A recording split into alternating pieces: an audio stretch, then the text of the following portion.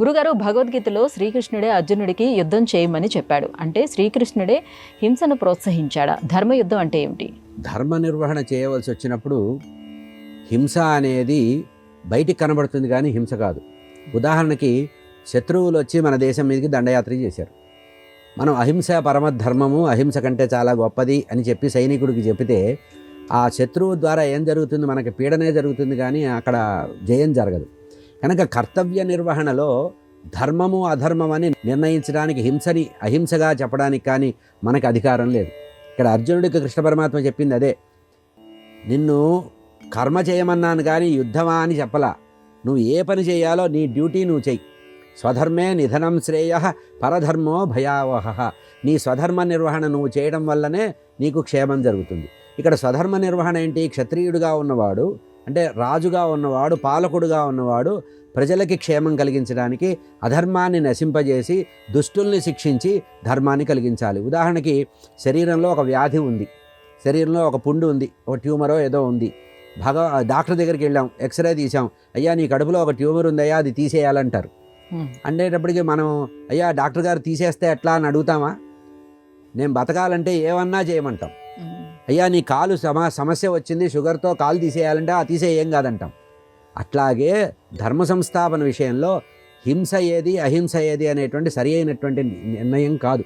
బయటికి కనబడే ప్రతిదీ కూడా హింసగా కనబడేదంతా కూడా హింస కాదు. ధర్మ నిర్వహణ కోసం చేసేది హింస కాదు.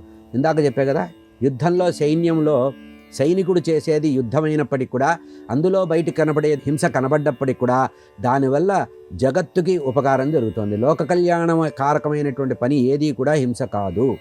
కనుక కృష్ణ పరమాత్మ ఇక్కడ ధర్మ సంస్థాపన కోసమే వచ్చాడు. కనుక అధర్మపరులైనటువంటి దుర్మార్గులైనటువంటి రాజన్యులందరినీ శిక్షించడానికే తన యొక్క అవతార ప్రయోజనం. కనుక ఎప్పుడెప్పుడు ధర్మం లోపిస్తుందో అప్పుడప్పుడు నేను వస్తాను అని పరమాత్మ చెప్పాడు. కనుక యదా యదా హి ధర్మస్య గ్లానిర్భవతి భారత అభ్యుత్థానం అధర్మస్య తదాత్మానం సృజామ్యహం.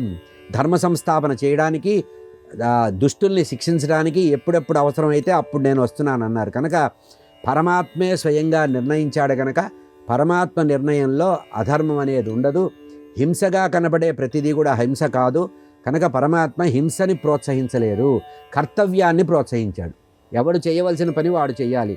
కనుక నువ్వు చేయవలసిన పని యుద్ధ రంగంలోకి వచ్చిన తర్వాత నువ్వేం చేయాలి? యుద్ధం చేయాలి.